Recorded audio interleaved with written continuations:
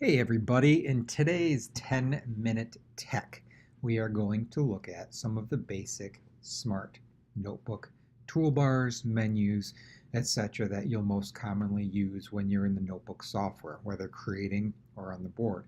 I'm on just my computer right now, so most of this would look the same when you are on the board, except you won't see the smart ink pop-up bubble and things like that. So let's just take a look quick at the top bar here.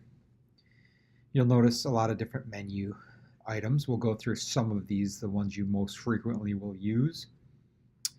And then down the side here basically is going to be the pages that are in your current Smart Notebook file. It kind of looks like, Keynote or PowerPoint with the menu and the list of your pages there. When you hover over any of these icons, you'll get a pop-up that explains what it does. You just saw this one says add page. If I did that, it'll simply add a page to my sidebar over here. So now I have 2 pages in this file. Just like that, I can delete the page. Up here you have your undo and redo buttons. These are extremely important. I use these all the time, especially when I add something that I'm not sure how I did it or what I did, and I just want to delete it from my file. This icon down here is reset the page. Reset the page is used when you have a page that you mark up or do an activity and you want to get it back to the previously saved version. An example might be if you were doing your weather graph for the month and then you wanted to reset it to its original version after you mark it up that day. Another menu item you'll use, a toolbar item you'll use a lot, is the view screens. View screens allows you to change what your page looks like. You can do full screen, transparent background, dual page, which will put 2 consecutive pages side by side. I've seen this used before in playing a game. You may have a spinner on one side and then the game board on the other side, or 2 students working on 2 separate things. Remember, on these new boards, you can do the dual inking. 2 people can be working at one time. Some of the other features that you'll want to take note of on here are the screen capture. Let me open that up quick, and I'm going to focus on the first one and the last one here for now. Screen capture allows you to take a picture of something and then put it right into your notebook file. An example of using this could be if you're working in Boardmaker Online or News to You and you want to put clips of things into your notebook file or your notebook lesson.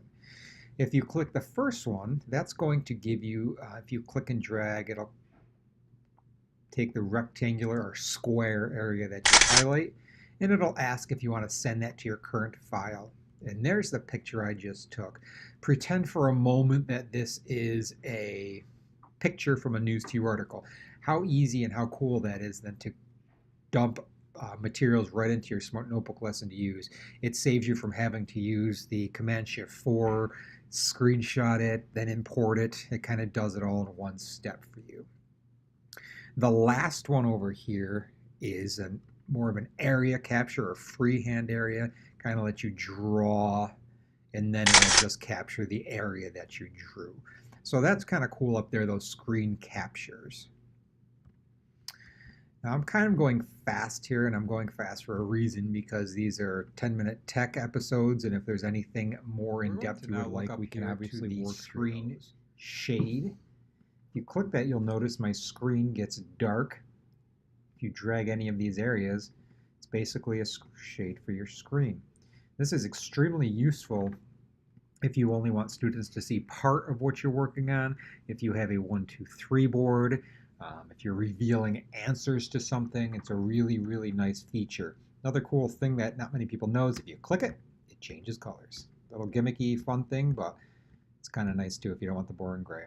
There's your screen shade. Just click it again and it disappears. This little button right here allows you to put tables into your page. Clicking and dragging will help you get the table size.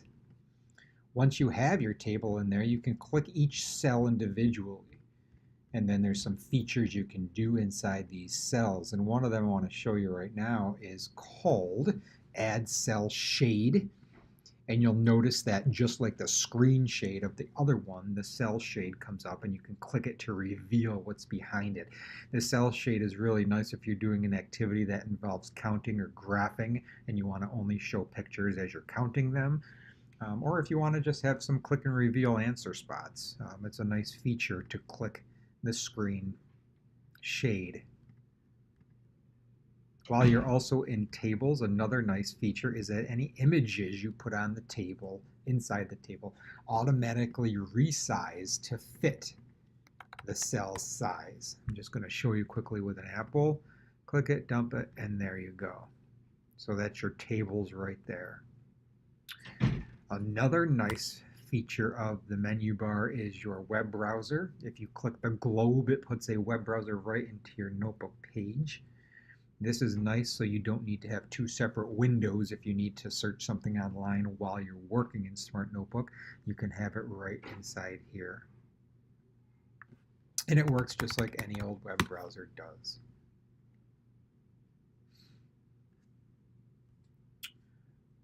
All right, next is the Smart Lab, which is where you can create lessons quickly and easily. We're not going to look at that right now. That'll be a separate 10-minute tech, but that is right here.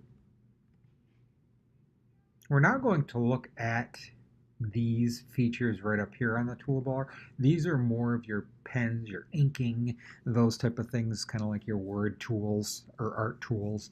You'll notice I'm on my cursor right now. If you were to click the pens, you'll notice the pens come up with different options. There's a lots of different kind of pens and crayons and highlighters, depending on what you want to do with them. One of the pens that I like is the Magic Pen. If you write in it, slowly the ink will disappear. This is nice if you have students coming up and doing math problems or things like that, and you want the ink to disappear when they're done so the next student that comes up can do it. If you were on the Smartboard and you drew a circle with the Magic Pen, it's not a nice circle. Let's try another one. It's going to give you a spotlight. And in that you can go around the page to find different things. That's another nice feature of the Magic Pen. When you're on your pens, you could select different colors, different line styles. And you can do it from here, or also when you're on the actual Smartboard from the smarting bubble that pops up, you can do it as well. Okay. There's Creative Pen in here, which is kind of fun. It's got different types of lines and shapes and faces and stars and lots of different things that you can use tracing letters or whatever you might be doing to make it fun. You got your eraser in here. You can change your sizes, or you can just erase right on the board as well. By hitting the A and you can type, it brings up your text tools and things like that. You can highlight that. You can change the size, style, things like that, your color. Brings up all that on here. Okay. I want to go back while we have a couple more minutes and look at putting an object onto the paper, onto my notebook file. So I'm going to go and I'm going to take that apple again and just drag it on here. You'll notice when there's an object on the paper and you click it, you get an arrow up here, a little green ball, and then another gray ball down here. The gray one simply is a resizing tool, makes it bigger and smaller. The green ball allows you to rotate it. And then the drop-down arrow on every object is a menu. You can do lots of different things. You can clone it, you can cut it, copy and paste it. Infinite cloner is nice. If you hit infinite cloner, it turns that object into infinite amounts of that. This is nice if you're doing circle time and you have a weather graph and you always want to have your sun that you drag from and cloud and don't want to have to re-add the shapes. That's your infinite cloner. There's locking, which is nice. You can lock things in place or allow certain types of movement of your object. So if you're doing a sorting activity and you don't want students to inadvertently drag your column headers out of the way, you would lock those images on the page or just allow certain movements of them. You could link your objects to different things, pens, erasers, tools. You can flip it. You can order it. Ordering is a really nice one that you'll want to know how to use because oftentimes you'll put multiple images on a page And you'll notice that some are on top of each other or some are behind each other. So say you needed that green apple behind the red one, all you would do is go to order and send to the back, and now it's behind um, that apple. Link and sound and properties are the other three object menu selections. Link simply allows you to link objects to web addresses and they will open in a new page. You could also link it to pages in the file or files on the computer. It also gives you the option to add a corner icon or make the actual object the link. You can also add sounds to any objects by choosing a sound file from your computer, or starting to record your own voice.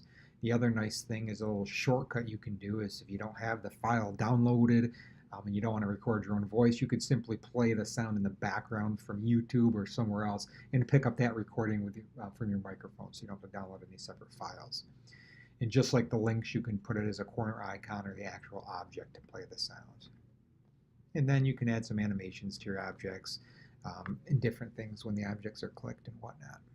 So that's under the menus for any type of object that you may be working with on your page. All right, back to my page again. So far we've looked at many of these options on your main toolbar. We looked at adding and deleting pages, redoing and undoing. We looked at screen capturing. We looked at changing the size of your screen. We looked at hiding with the screen shade and tables and adding a web browser. We located the area where the Smart Lab activities are. We looked at all of the different pen and inking options, and then we took a quick look at the object menu for objects on your screen. So that's a very, very quick look at the basic menu toolbars within Smart Notebook. This was a 10-minute tech to look at that. I hope you enjoyed it, and thank you for watching.